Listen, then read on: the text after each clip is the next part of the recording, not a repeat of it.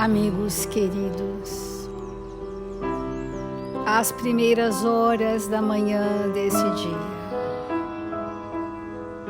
buscamos, Senhor, a Sua presença em nossas vidas. Buscamos, Senhor, os Seus mensageiros, amigos espirituais, responsáveis por este Evangelho. Pedimos humildemente a esses amigos queridos que possam estender sobre nós as dulçurosas vibrações do seu amor, para que, alimentados, possamos seguir confiantes, Senhor. Nós confiamos, Mestre amado, na vossa misericórdia e no vosso amor, e nos confortamos com a doutrina de luz que nos ensinastes. Eis-nos aqui, Mestre amado, nos oferecendo ao trabalho, na condição de pequeninos e incipientes que nos reconhecemos ser. Estamos nos alistando, Mestre, para engrossar fileiras dos trabalhadores cristãos da sua seara. Que as nossas mãos sejam operosas, quanto operoso possa ser o nosso pensamento. Que as nossas ações sejam expansivas pela força viva dos sentimentos nobres, e que estejamos em Seu nome, Senhor, onde quer que nos encontremos. Ampara-nos nesta hora, Senhor, em que nós, a humanidade da Terra, vivenciamos momentos de profundo crescimento, de novas reflexões para um porvir de luzes que tanto aguardávamos. Eis que são chegados os tempos da iluminação das nossas consciências. Assim, Mestre amado, com alegria e paz em nossos corações, iniciamos o Evangelho desta manhã. Obrigada, amigos queridos. Obrigada, Senhor Jesus, e que assim seja.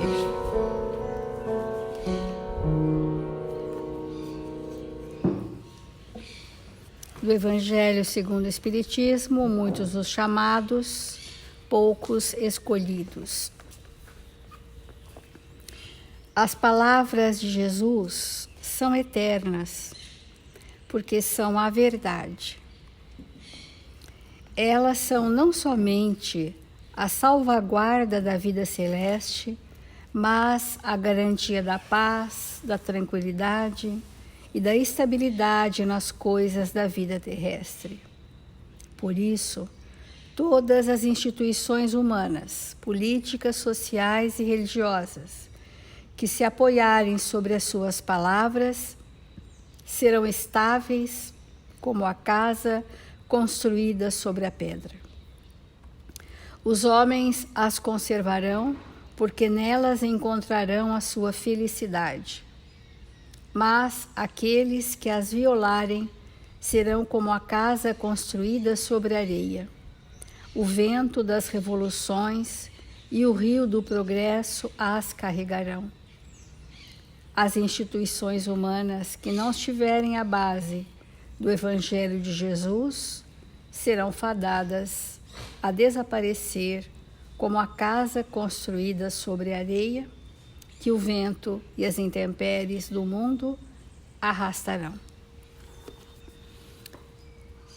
O Evangelho de Jesus é a expressão da verdade.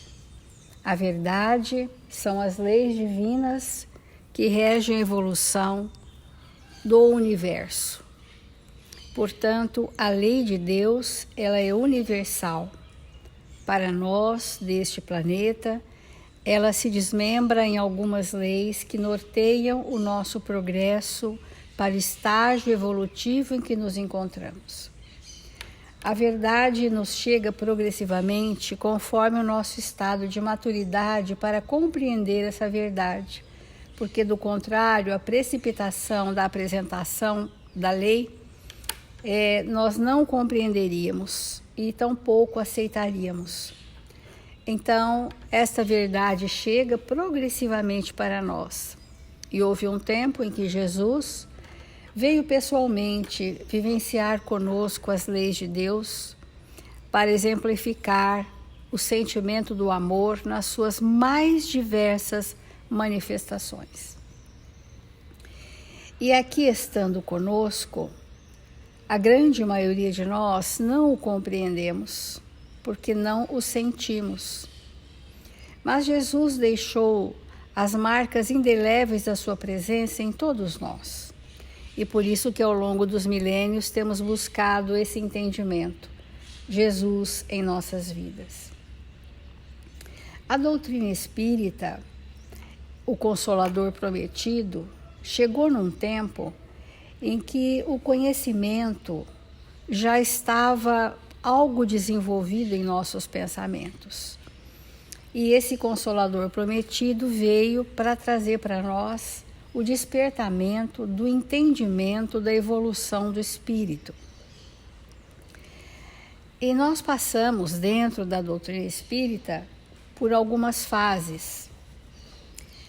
A primeira fase do desenvolvimento das ideias espíritas foi o período que nós vamos chamar de o período da curiosidade, que o Livro dos Espíritos, em sua conclusão, traz isso para nós.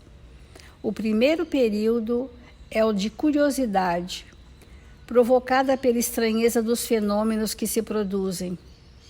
Então, todos aqueles fenômenos de efeitos físicos ou de efeitos intelectuais formaram na mentalidade da equipe do Espírito de Verdade um método experimental. Esse método experimental tirou a todos nós da ilusão do miraculoso, do fantástico, do sobrenatural e nos colocou frente a frente com a lucidez da razão esses fatos. Mas só a parte dos fenômenos que nos gerou curiosidade não foi suficiente para despertar a nossa consciência, mas sim para nos trazer entendimento, que são coisas diferentes. Eu posso entender um fato à luz da razão, isso não despertar a minha consciência. Depois, o segundo período foi o do raciocínio e da filosofia. Então, as obras de Kardec e depois as obras do Chico, complementando as obras de Kardec e tantos outros grandes autores, vieram trazer para nós a lucidez da razão, que é diferente de apenas o entendimento racional. A lucidez da razão. Nos rendemos diante da argumentação de Emmanuel sobre os fatos da doutrina espírita. E fizemos uma alargada compreensão sobre quem somos, o que necessitamos, em que momento estamos estagiando na nossa evolução. Tudo isso, nós, os espíritas, fomos caminhando assim. Mas agora, no século XXI, na conclusão do Livro dos Espíritos, está claro essa fase, que é a fase, essa nova fase, que é a fase do progresso moral. Então, o período que nós estamos entrando é o período da aplicação e das consequências. Ora, se nós não sentirmos em nós a consequência dos nossos atos, não há maturidade do dever e tampouco se desenvolve a responsabilidade. Então, o dever, como o primeiro ditame da consciência, que vai mobilizar as nossas ações afetivas, que lá no Evangelho está dizendo que o dever é o prenúncio dos sentimentos. Se nós não soubermos arcar com a consequência dos nossos atos, nós não desenvolvemos o dever e tampouco desenvolveremos a responsabilidade moral. E temos sido incentivados a vivenciar esse período do raciocínio e da aplicabilidade. Estamos sendo convidados, como que Jesus nos convida diariamente a nós estagiarmos nesse terceiro período, que é o período da consequência e da ação, da aplicabilidade. Como que isso é possível para nós? O nosso roteiro reencarnatório é permeado de situações, de convites, de circunstâncias favorecedoras de que esse dever e essa consequência sejam assumidas por nós. Olha que espetáculo! Isso já vem no nosso planejamento reencarnatório como um convite diário. Mas muitas vezes não temos olhos de ver as oportunidades que nos chegam, os talentos que nos são confiados. Muitas vezes não sabemos acionar recursos morais que já trouxemos. Muitas vezes nos perdemos nas nossas emoções doentes. Então, esse terceiro período da aplicação e da consequência é este que nós vamos chamar de a Era do Espírito. E esta Era do Espírito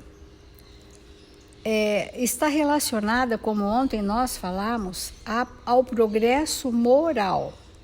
Porque tudo que é moralidade, que compõe a consciência, é do Espírito. É do Espírito.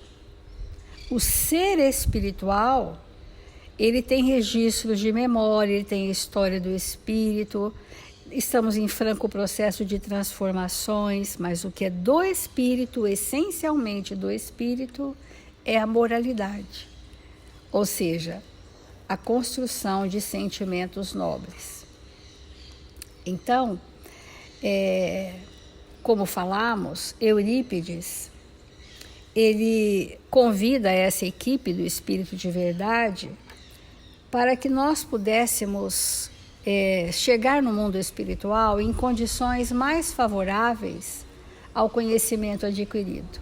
Porque aos espíritas, muito conhecimento, mas chegamos ainda no mundo espiritual depauperados de sentimentos.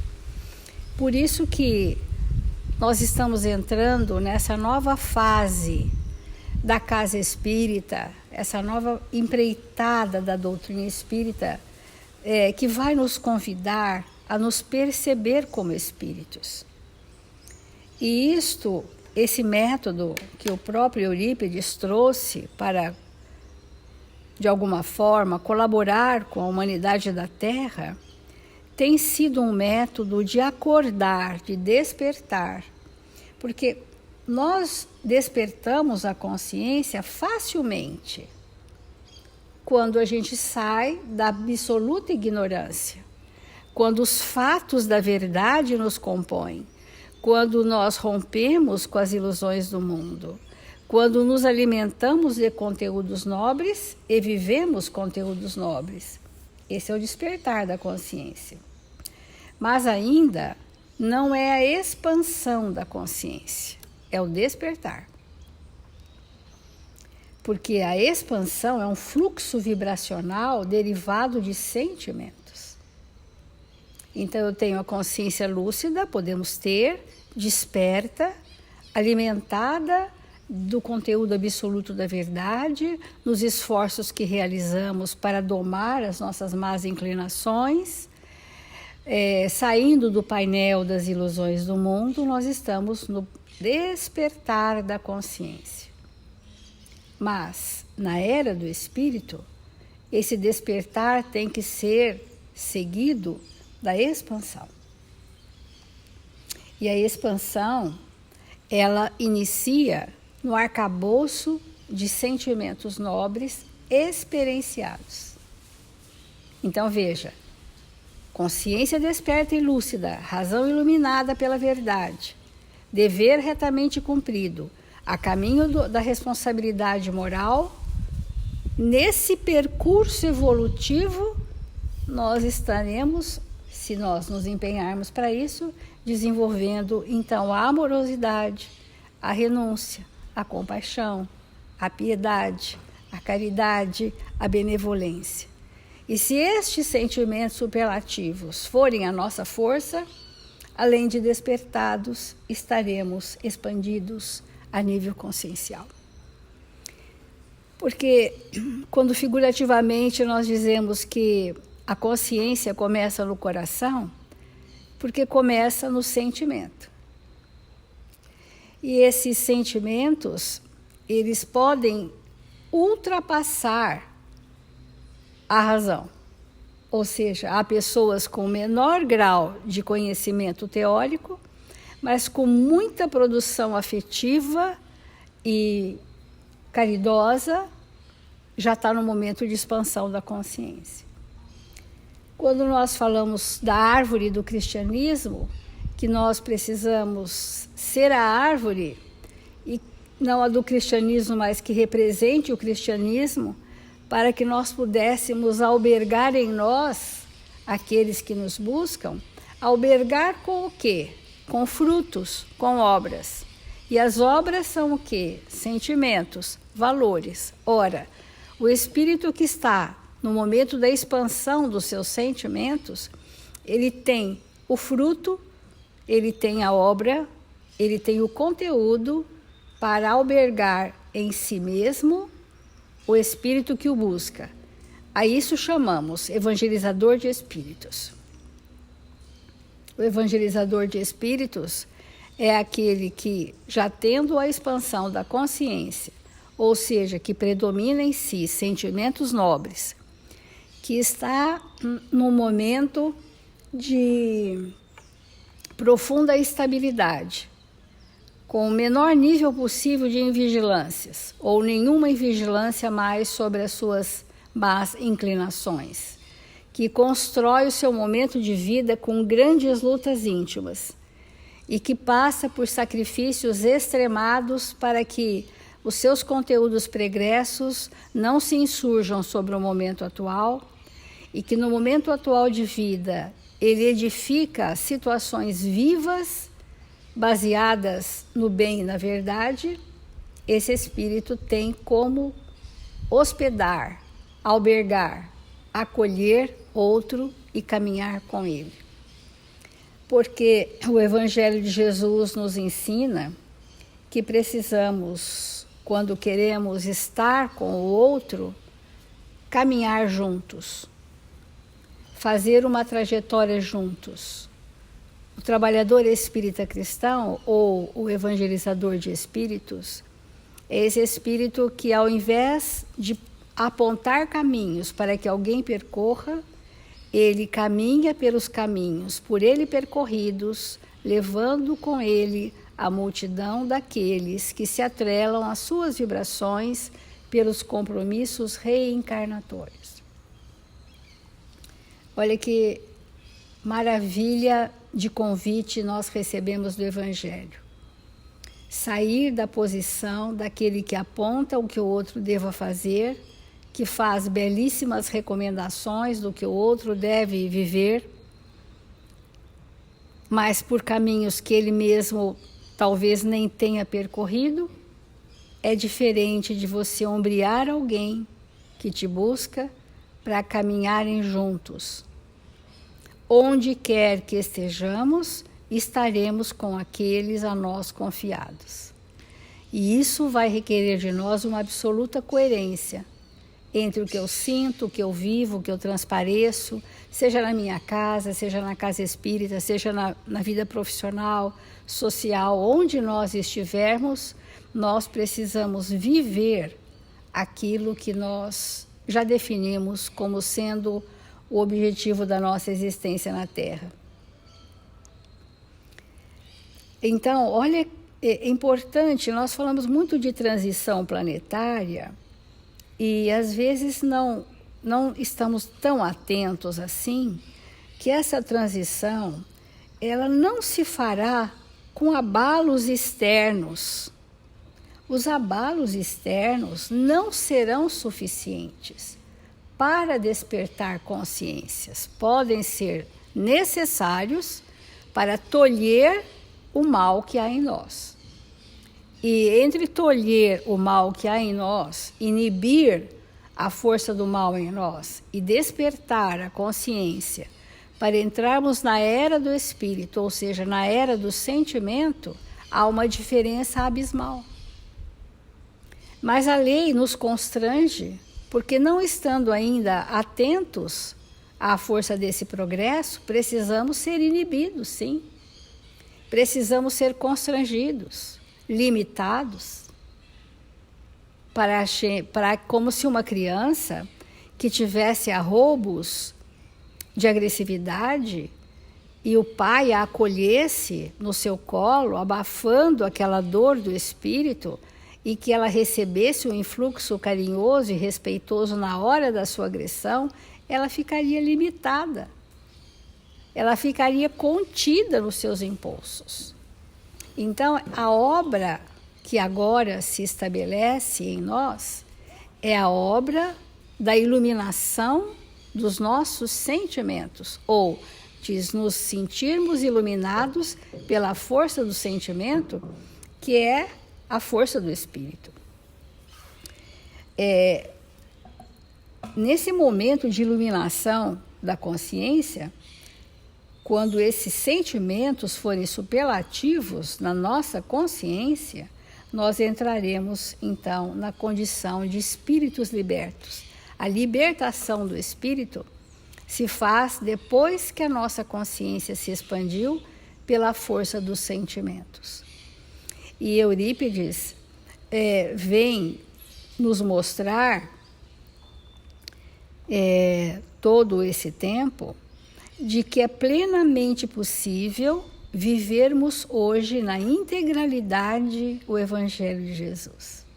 Nós sabemos que essa notícia causa espanto, mas ela é a verdade. Jesus não trouxe o Evangelho para que nós postergássemos essa experiência para daqui a um século, como costumamos dizer. Isso eu vou deixar para depois, isto quem sabe um dia, isto não é para mim agora. Mas se nós queremos entrar no novo momento, aproveitar esse momento de transição planetária, desse break que nós estamos recebendo como um convite a voltar-nos para nós mesmos e provocar em nós reflexões, se nós quisermos ter esse aproveitamento, nós convidamos a todos a demorarem o pensamento para perceber qual é o ensinamento do Evangelho que eu me recuso a viver e por quê. Quais são os impedimentos que eu trago comigo que me impede? É muito importante essa reflexão. Onde estamos paralisados? Onde estou claudicante? Apenas a mente funcionando dissociado dos meus sentimentos nobres. E se eles não são a maior força do meu ser, que eu perceba que preciso desenvolvê-los com aqueles a mim confiados. Então, para a gente finalizar o nosso singelo momento de hoje, concluindo sobre a doutrina espírita, a obra definitiva do Espiritismo, diz Emmanuel, é a da edificação da consciência profunda no Evangelho de Jesus Cristo. Edificar a consciência profunda, ou hoje falaríamos a consciência espiritual, não se fará sem a prática da caridade, sem ter como alicerce a humildade e sem passarmos pelos testemunhos a que fomos convidados para nos fazermos escolhidos e nos lançarmos vivamente ao trabalho. O trabalho anônimo, o trabalho simples, mas o trabalho não é com o outro, é comigo. A edificação íntima da obra para que o outro, quando chegar, eu tenha o que oferecer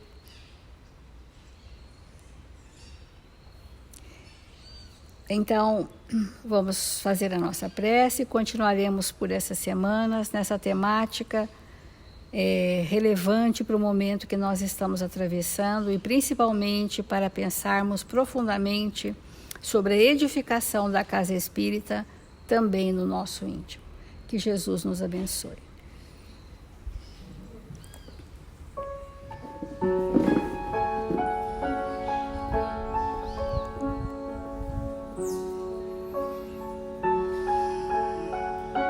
Jesus, Divino Mestre,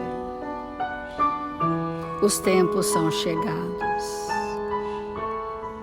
os tempos do amadurecimento dos nossos sentimentos. Os tempos são chegados e os caminhos se abrem para percorrermos, Senhor, as trilhas retas e seguras do Seu Evangelho de amor.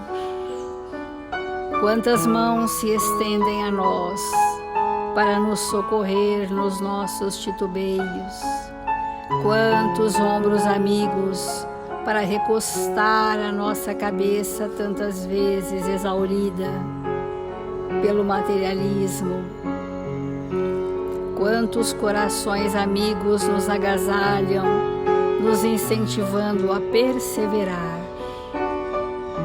E assim nos sentimos motivados e confiantes.